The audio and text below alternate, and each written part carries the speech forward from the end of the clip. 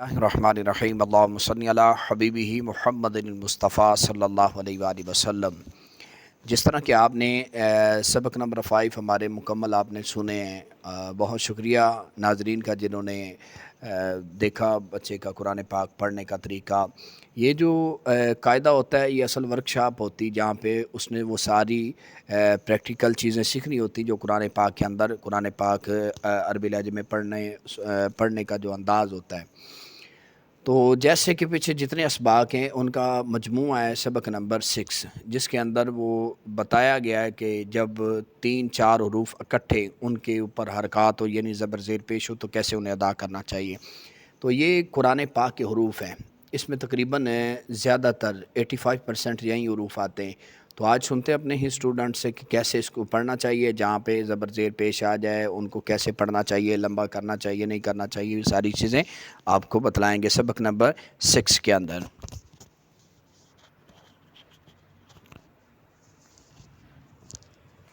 سبق نمبر 6، اس سبق کو ہجے اور رواں دونوں کی طرح سے پڑھیں، دونوں طریقے سے پڑھیں۔ پہلے ہم نے ایک لفظ، 2 اور اب ہم نے 3 لفظ پڑھنے ہیں۔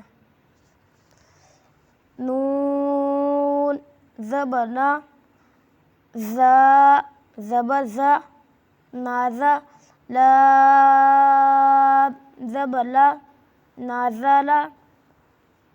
خا زبر خا، لام زبر لا، خالا، قاف زبر قا، خالقا، صاد زبر صا، دال زبر دا،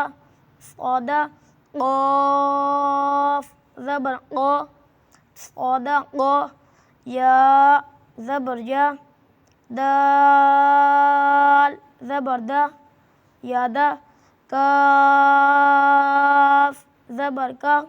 یادا کا، با زبر با، لام زبر لا، بالا، غین زبر غا، بالاغا، قا زبر قا، با زبر با، قابا،